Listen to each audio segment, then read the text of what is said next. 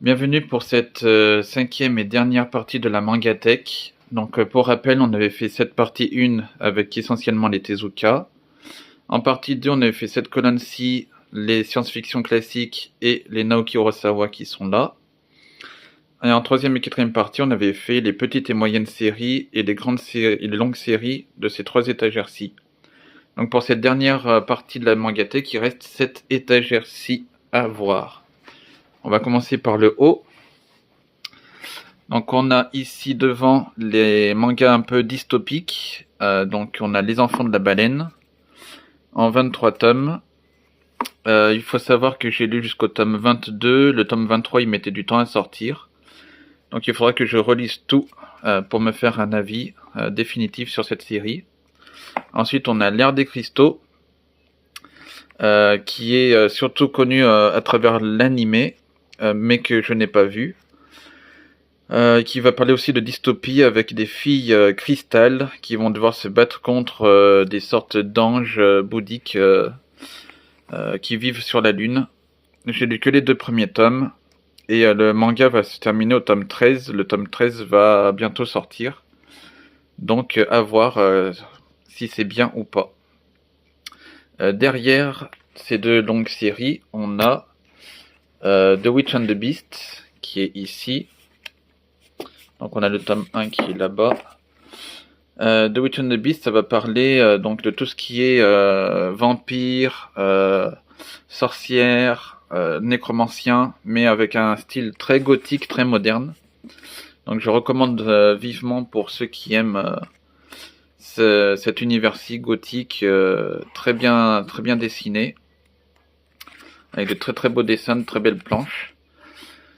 Et donc en fait derrière c'est que des mangas qui sont avec des styles gothiques. Donc on a aussi le Requiem du Roi des Roses ça va se passer en Angleterre. Donc ça sera la guerre des 2 roses. C'est basé sur une histoire vraie avec quelques passages romancés. Donc c'est pas fidèle à 100%. Et ensuite on a si on déplace encore un autre manga qui là va parler de vampires et encore une fois un univers gothique. C'est Trinity Blood en 21 tomes avec aussi là aussi de très très beaux dessins avec un style gothique. Donc hop, je montre quelques planches.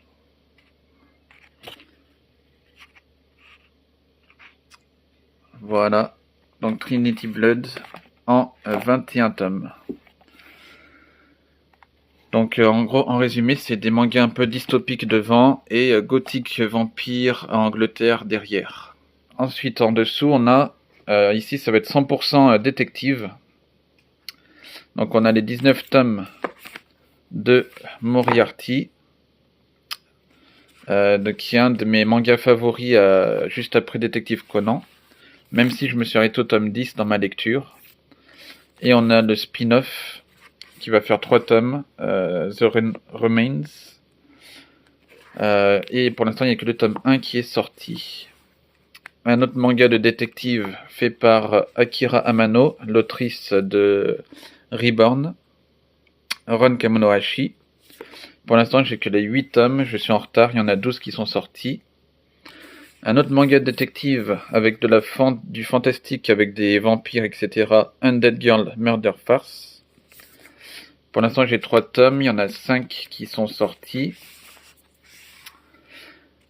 Ici, on a un manga en japonais de détective, c'est Psychic Detective Yakumo, qui est écrit ici. C'est surtout connu en animé, ça fait longtemps que je ne l'ai pas vu, et donc je me suis pris tous les tomes, les 14 tomes en japonais, ici.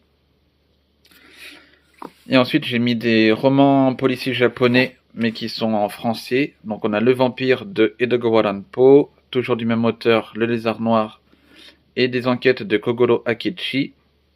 Kogoro Akechi, c'est considéré comme le Sherlock Holmes au Japon. Il est super connu. Et après, on a les mangas de Seishi Yokomizo, les romans de Seishi Yokomizo. Donc La Hache, le Couteau et le Chrysanthème, La Ritournelle du démon, Le Village aux 8 tombes, où dans ces histoires-là, on voit le détective fictif qui se nomme Kindaichi, qui sera repris en manga par Les Enquêtes de Kindaichi, qui est aussi un détective fictif très connu au Japon. Derrière, on a d'autres mangas qui vont parler de thrillers policiers, science-fiction. On a les Dimensions W. On a tous les tomes, jusqu'au tome 16, ici. Ensuite, on a un autre manga d'enquête avec les Q Mysteries. Donc, c'est un manga qui fait 11 tomes. Et ensuite, on a Meurtre dans le Décagone.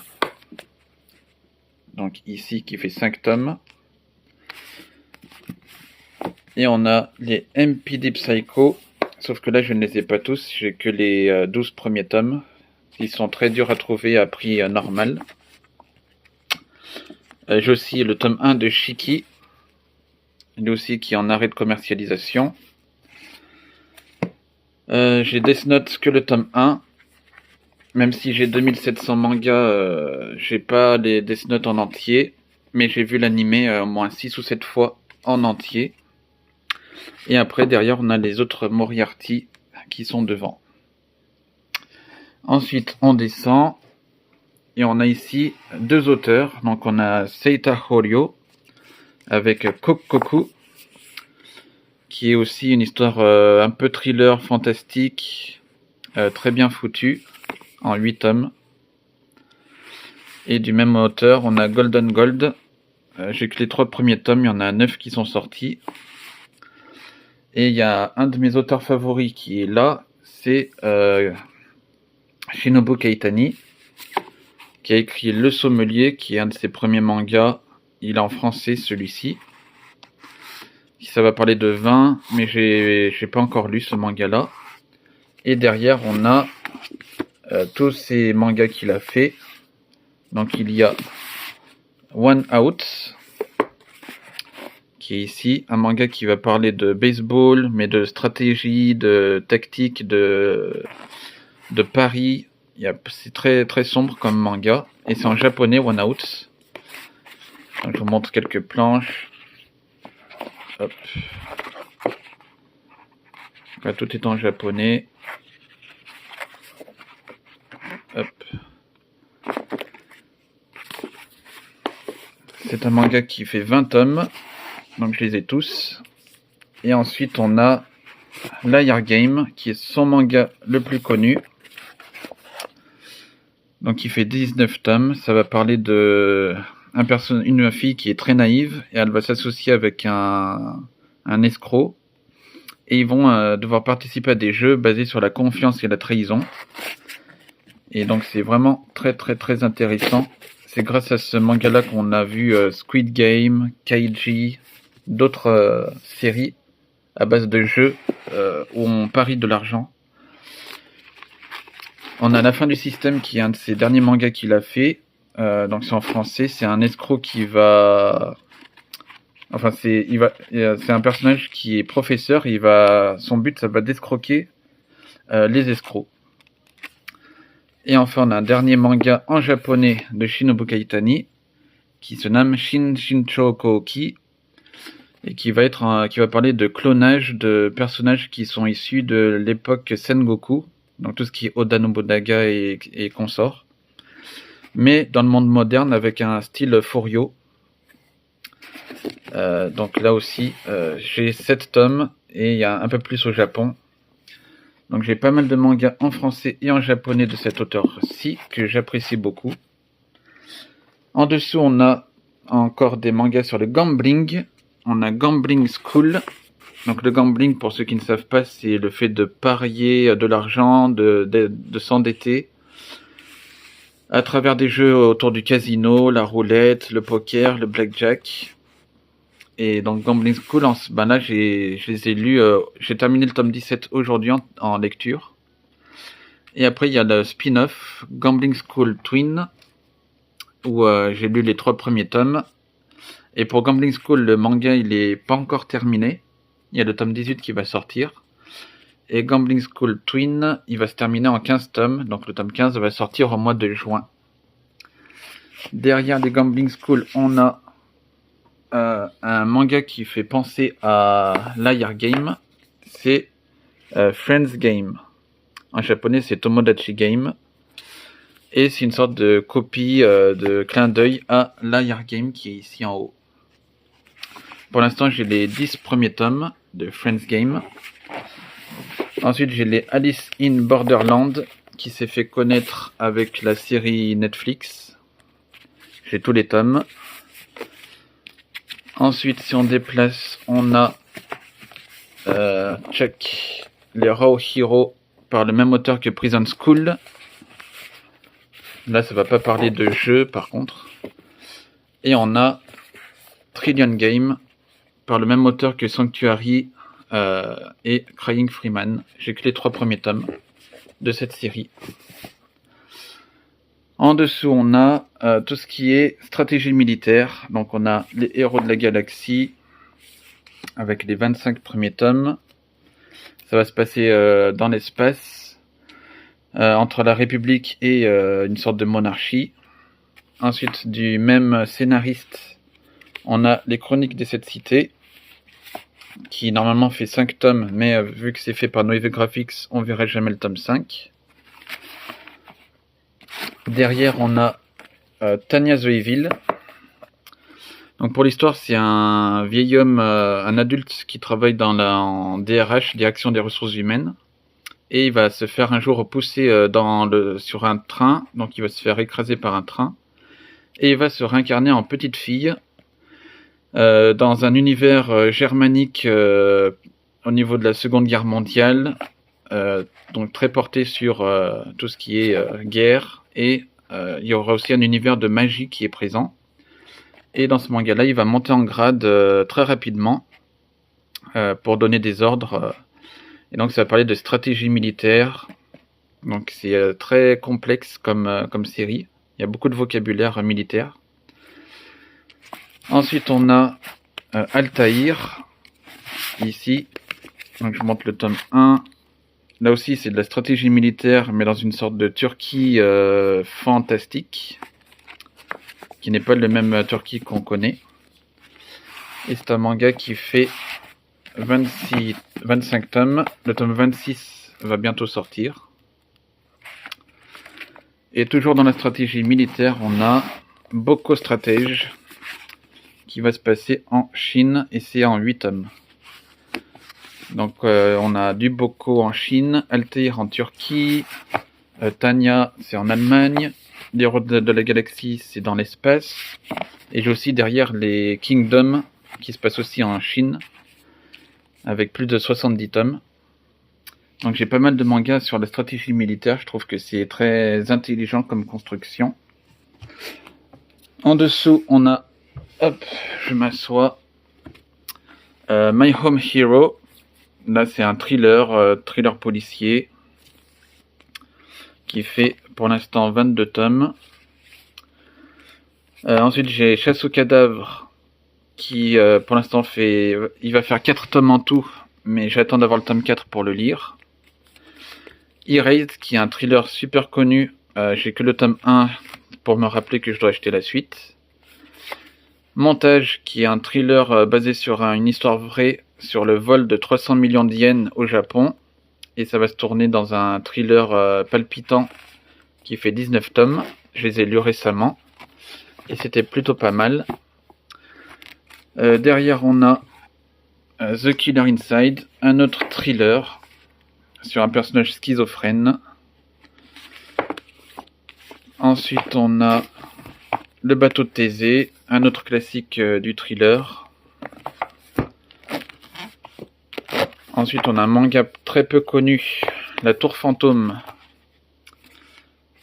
qui parle aussi d'un thriller.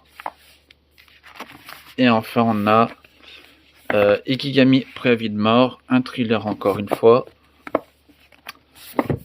Et on a les 3 tomes de Prophétie, qui est un thriller aussi. J'aime bien les thrillers aussi, que ce soit en manga, en film. J'ai aussi acheté Old Boy, qui est censé arriver bientôt. Ici on a les Ascensions en 17 tomes, manga sur l'alpinisme de Shinichi Sakamoto, donc qui fait des très beaux dessins. C'est le seul manga que j'ai de cet auteur, j'ai pas Innocent et j'ai pas DRCL. Ici on a après tous les... je crois que c'est le même dessinateur ou le même scénariste. Donc on a ici Tengen Hero Wars. Ensuite on a les Valkyrie Apocalypse. Et là c'est pas le même auteur, c'est Witch's War. Donc c'est des mangas de baston fantastiques. Et tout à gauche on a les Manchuria Opium Squad, les 9 premiers tomes pour l'instant. Donc voilà, il reste ensuite les mangas qui sont tout en bas. Et donc là aussi on va repartir sur la stratégie militaire mais au Japon. Avec le chef de Nobunaga, ça va parler d'un adulte qui est restaurateur, c'est lui. Dans notre époque, qui va faire un voyage dans le temps, à l'époque Sengoku, donc l'époque de Nobunaga, et il va devenir le cuisinier personnel d'Oda Nobunaga. Et donc ça va parler de cuisine, mais aussi de beaucoup de stratégie militaire. C'est très bien renseigné. Et donc c'est un manga qui est terminé en 37 tomes. Ici le dernier tome. Donc c'est assez sympathique à lire. Je me suis arrêté au tome 27 dans ma lecture. Donc il faudra que je continue et que je termine. Toujours sur Oda Nobunaga, on a les 8 tomes de L'homme qui tua Nobunaga. Là aussi, pas mal de stratégies militaires présentes dedans. Et donc derrière, on a Mibugi Shiden qui parle de Shinsengumi. J'ai que les 5 premiers tomes de Mibugi Shiden. Ensuite, on a Pilote sacrifié qui va parler des kamikazes. Là, c'est en 7 tomes que j'ai pour l'instant. Ensuite, on a Neun, donc qui va parler de l'Allemagne nazie. Et qui fait 6 tomes. Et ensuite, on a The Red Rat in Hollywood, qui va parler du McCarthyisme en Amérique, c'est-à-dire une sorte de chasse aux sorcières, mais contre les communistes en Amérique. Parce que à cette époque-ci, les communistes étaient considérés comme des espions durant la guerre froide. Donc ça parle de ça. J'ai lu que le tome 1 et je possède les 10 premiers tomes. Et pour terminer donc cette vidéo, j'ai aussi fait quelques achats récents. Je me suis pris celle qui a révolutionné le shoujo manga, Moto Hagio. Donc j'ai le clan des pots, le tome 1, le tome 2, qui est ici. Et puis un manga toujours de Moto Hagio, de Une infinité de jours et de nuits, un gros pavé. Donc, je vous montre quelques dessins. C'est un manga assez rétro, très patrimonial comme série. Et j'ai aussi acheté Destination Terra de Takemiya, qui est une autre femme qui a révolutionné le shoujo. Et j'attends 2 mangas particulièrement, c'est Le cœur de Thomas de Moto Hagio et Kazetoki no Uta de Keiko Takemiya. Donc voilà les 2 femmes qui ont révolutionné le shoujo manga. Je vais essayer de me les prendre dans la collection. Donc voilà, la vidéo se termine. Je vous dis à bientôt peut-être pour d'autres vidéos sur les mangas ou sur autre chose. Donc salut.